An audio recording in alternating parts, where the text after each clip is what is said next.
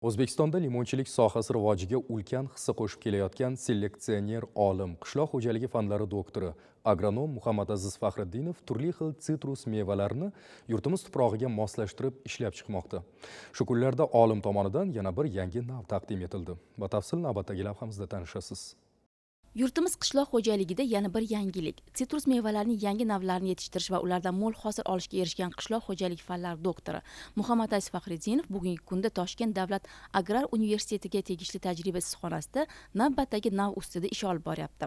Ustozim otam yangi navlarni ustida ish olib borayotganlarida endi betob bo'lib, bir kun chaqirdilar, o'g'lim, shu men shu apelsin, mandarin, greypfrutlarni ham ustida ishladim. Endi shu ishlarim nihoyasiga yetmadi. Yetmay qolgan ishlarimni sen meni yonimda yurgansan.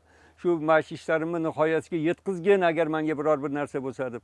O'sha bitta navimni men fazogir deb nomlayman degandilar. Otamni o'sha boshlagan ishlarini davom ettirish maqsadida greypfrutli yangi navini yaratdim.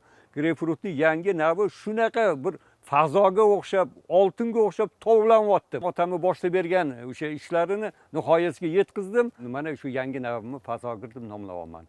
Olimning ta'kidlashicha, tajriba natijalariga ko'ra mazkur yangi nav nafaqat hosildorligi, balki ta'mi hamda xushbo'yligi bilan ham boshqa navlardan farq qiladi. Ushbu sitrus mevadan issiqxona sharoitida mo'l hosil olish imkoniyati katta.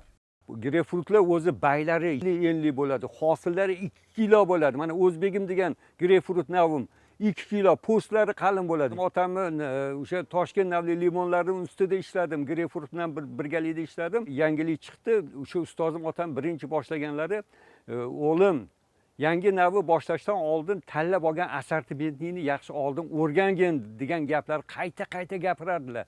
O'sha seleksiyani o'sha analitik seleksiya usulida tanlab olindi hamda uni o'sha Toshkent navi gulidan chatishtirayotganda seleksiyani sintetik seleksiya usulini qo'lladim.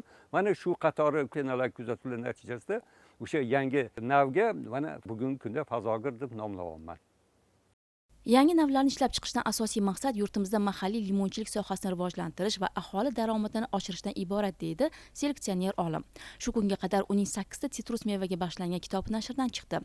Tez orada ushbu navni keng tatbiq etish maqsadida tajriba ishlari davom etyapti.